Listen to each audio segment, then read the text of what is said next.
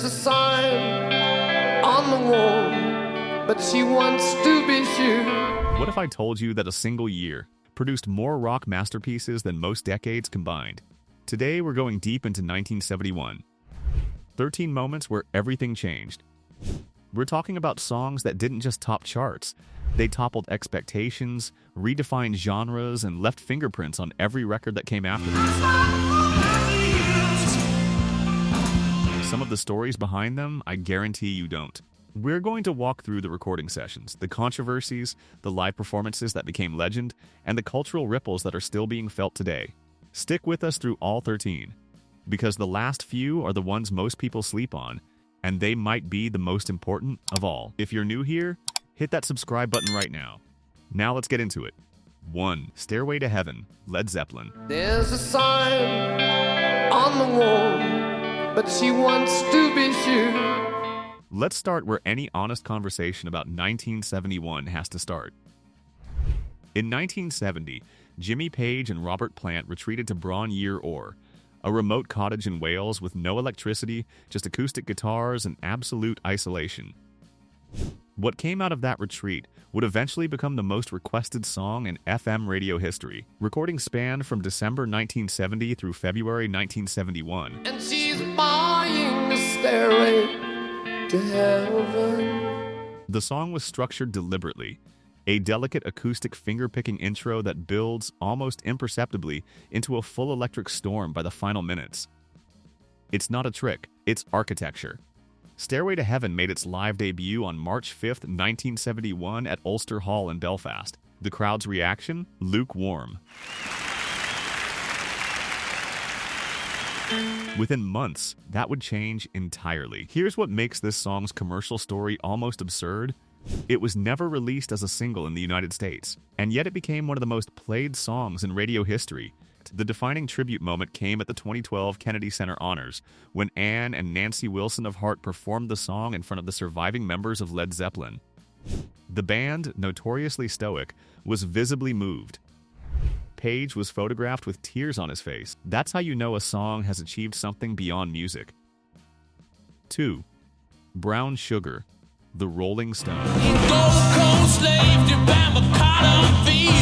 Jagger wrote Brown Sugar in 1969 while on location in Australia filming Ned Kelly. He had a melody, he had a swagger, and he had something to say, even if the world wasn't entirely ready to hear it. The recording took place over 3 days, December 2nd through 4th, 1969, at Muscle Shoals Sound Studio in Alabama. Brown sugar, just like a young girl should now. The lineup in that room was exceptional.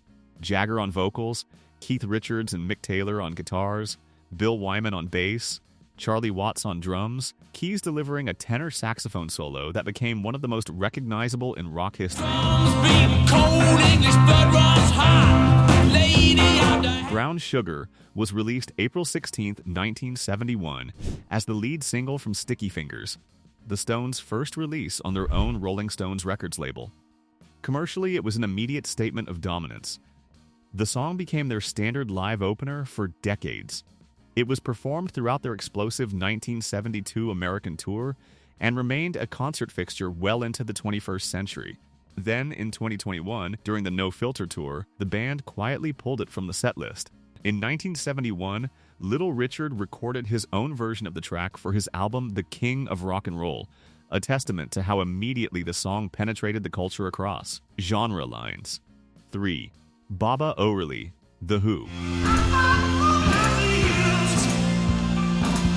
Pete Townshend wrote Baba O'Reilly as the opening track for The Who's next album, released in 1971. The title combined the names of two of his philosophical influences, Indian spiritual teacher Meher Baba and minimalist composer Terry Riley. Neither name made it into the song's title officially, a synthesizer loop driving the entire track, something almost no rock band had attempted as the foundation of a song. It wasn't decoration, it was the engine. Baba O'Reilly became one of The Who's most powerful live openers. The synthesizer intro, the escalating drums, Roger Daltrey's vocal entrance, it was designed to hit like a wall of sound the moment it started. The song was never released as a single in the UK or US, yet it achieved chart success internationally and became one of the most licensed tracks in television history.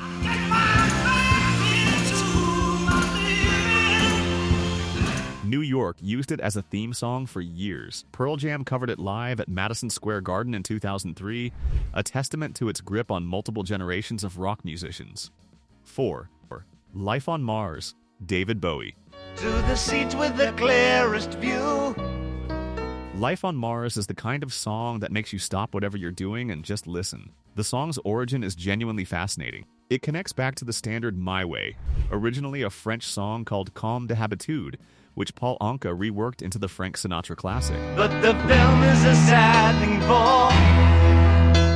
Bowie had previously attempted his own English adaptation of the French original, which went nowhere. Life on Mars was his response, his parody of that entire lineage, built on a chord structure that echoed My Way while going somewhere completely its own. She could spit in the eyes of fools.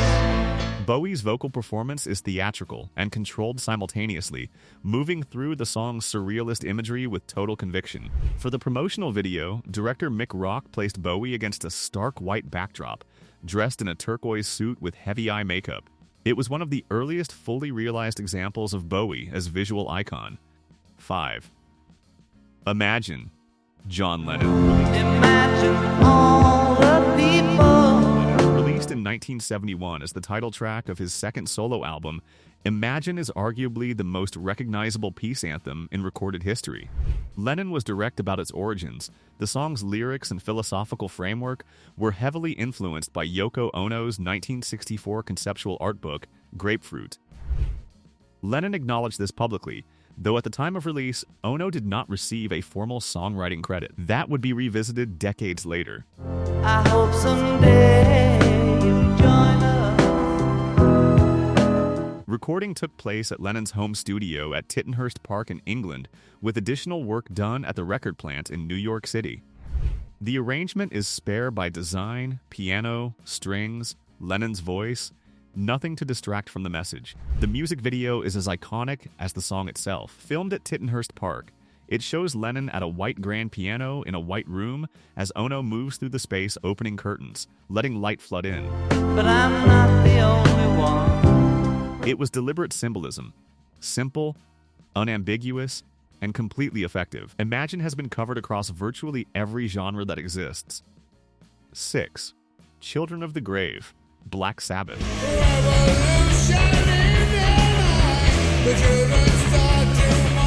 Here's where we pivot. Because 1971 wasn't all peace and glam, there was also something heavier coming out of Birmingham, England. Children of the Grave appeared on Black Sabbath's third album, Master of Reality, in 1971. Coming off War Pigs and Electric Funeral from the previous year, Sabbath had already established themselves as the architects of heavy metal's social conscience. Children of the Grave extended that mission. Recorded at Island Studios in London, Osbourne's vocals at some of their most urgent. The lyrics are a direct challenge to the youth of the Vietnam War era, stand up against war, or face the consequences of silence. The song became a live staple for Sabbath almost immediately. Their performance at the California Jam Festival in 1974, before a crowd of over 200,000 people, is remembered as one of the definitive heavy metal performances in history. 7. Roundabout, Yes. In March 1971, Yes were on tour in Scotland. Driving from Aberdeen to Glasgow, vocalist John Anderson and guitarist Steve Howe found themselves repeatedly encountering traffic roundabouts cutting through the Scottish landscape. By the time they arrived, they had the bones of a song. Roundabout was recorded for Yes's fourth album, Fragile, and released in January 1972. But its conception and composition are firmly rooted in 1971, making it part of this story. The track became the defining showcase for the band's progressive rock identity. Roundabout has been featured in Rock Band 3 and appeared in countless other media placements. It has been performed at virtually every Yes concert since its release, a 50-plus year live record almost unmatched in progressive rock. 8. What is Life? George Harrison.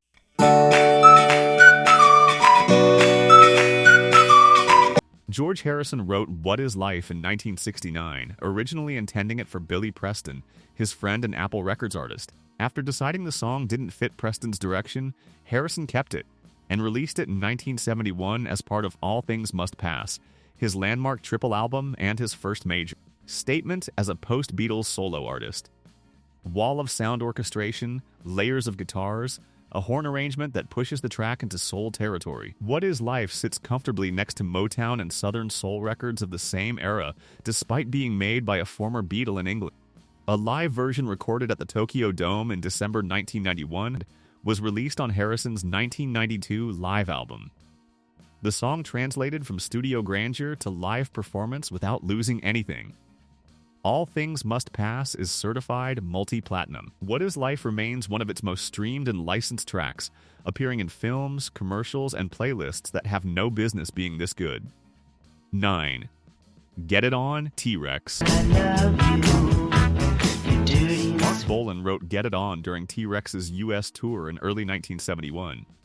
He was listening to Chuck Berry, specifically Little Queenie, and built a riff from that foundation. He even borrowed a lyrical ad-lib directly from Berry's song, dropping it into the fade-out almost as an acknowledgement of the debt. Recorded at Trident Studios in London and released in July 1971, the song is a masterclass in economy. Everything in the arrangement serves the groove. No excess, no indulgence. Bolan's vocal sits exactly where it needs to sit. Get It On became the centerpiece of T-Rex's theatrical live performances and the defining statement of glam rock's arrival. Bolan's image, glitter, feather boas, velvet, became a blueprint that David Bowie would expand into global iconography. The lineage runs directly from Bolan's stage presence to virtually every theatrical rock performer who followed. Blondie, U2, and Elton John have all recorded versions of the song. Each brings something different, and each confirms that the original template was built to last. 10. I'm 18, Alice Cooper. Released in November 1970 and performed throughout 1971 as Alice Cooper's commercial breakthrough, I'm 18 started as an 8-minute jam-in. Producer Bob Ezrin heard the core of a hit buried inside it and helped the band compress it into a focused 3-minute track. The arpeggiated guitar riff and Cooper's raw vocal delivery were unlike anything on mainstream rock radio. The song captured a specific feeling, the disorientation of being caught between adolescence and adulthood without dressing it up or making it comfortable. It was recorded in 1970 as part of their album Love It to Death. Its success was the turning point. Warner Bros. Records, previously uncertain about Alice Cooper's commercial potential, committed fully to the band after I'm 18 performed. Everything that came after, the theatrical tours, the shock rock legacy, the influence on metal and punk and goth, traces back to this moment. A notable live performance on the German television show Beat Club in 1972 shows Cooper in a Wonder Woman t-shirt, holding a whiskey bottle, drawing out the intro by declaring, different ages to the crowd before launching into the track. Theatrical, unpredictable, and completely deliberate. 11. Aqualung, Jethro Tull. Ian Anderson and his then-wife Jenny Franks Coe wrote Aqualung, a song depicting a homeless man with unflinching detail, set against the album's broader themes of religious institutional critique and social observation. Recorded between December 1970 and February 1971 at Island Studios in London, Aqualung was made in the same building where Led Zeppelin was simultaneously recording their fourth album. Two of the most influential rock records of the decade, being made in the same space at the same time. The song was never released as a single. The album, however, became a defining progressive rock statement. Aqualung has been a live fixture for Jethro Tull across their entire career, consistently featuring extended solos and arrangements that depart significantly from the studio version. The track appeared in Rock Band 2 as downloadable content, bringing it to a gaming generation that discovered Tull through a plastic guitar controller. 12. Statesboro Blues, the Allman Brothers Band.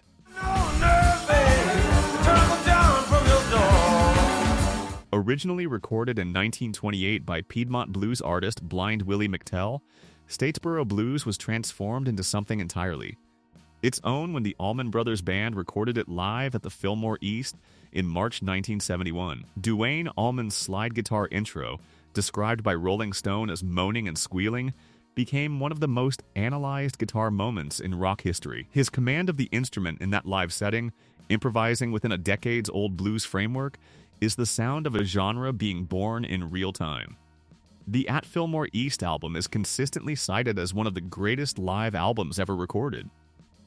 It was the commercial breakthrough the band had been building toward, and Statesboro Blues was the track that opened the door. The Allman Brothers Band received a Grammy Lifetime Achievement Award, recognition for a body of work that helped establish Southern rock as a distinct and lasting genre in American music. Statesboro Blues was there at the beginning of all of it. 13 songs, 1 year. And what a year it was. 1971 gave us the foundation of heavy metal, the birth of glam rock, the peak of progressive rock, and some of the most enduring peace anthems ever written, all in 12 months. These weren't accidents. They were the result of musicians who were operating at the absolute top of their craft, pushing against boundaries, and committing fully to their vision. If you made it to the end of this one, you already know you're exactly who Vinyl Vistas is made for.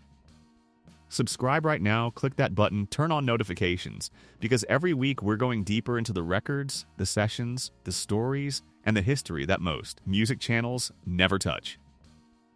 Drop a comment below. Which of these 13 hits you hardest? And which 1971 track do you think we should have included that didn't make the list?